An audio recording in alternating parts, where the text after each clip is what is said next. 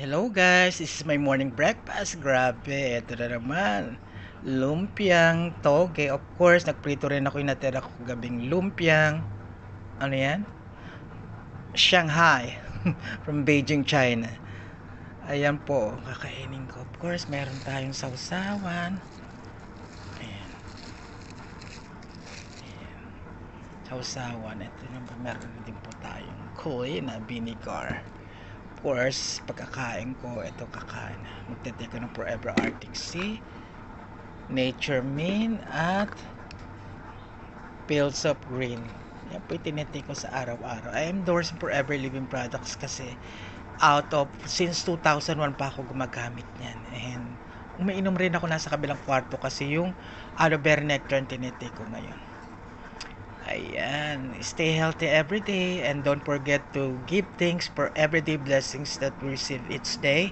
Miracles happen every day. Stay healthy and God bless us all. Mwah!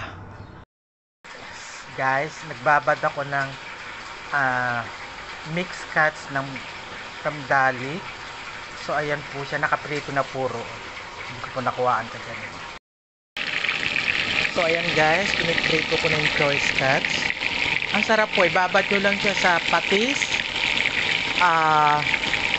bawang, at kung anong gusto nyo pampalasa. Mas masarap kung may kalamansi. Then, eto dere ko na siyang pinrito, hindi ko na siya nilagyan ng, pwede nyo rin ho siyang lagyan ng iprito with flour and cornstarch.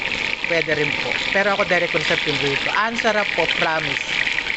The best po siya. Kain po tayo. Papasok pala ako bukas kaya kakain ulit ako nito.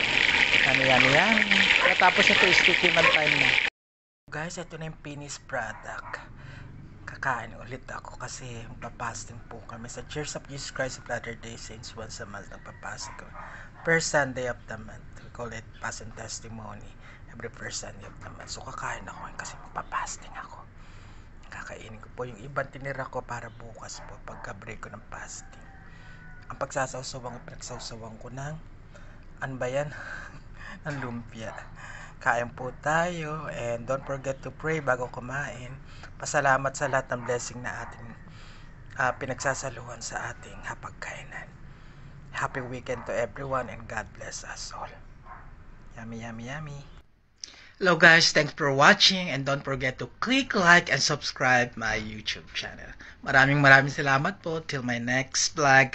And don't forget, if you subscribe, to click also the notification bell in order for you to be updated in my next video that I'm going to upload. Thank you so much for watching. I love you all.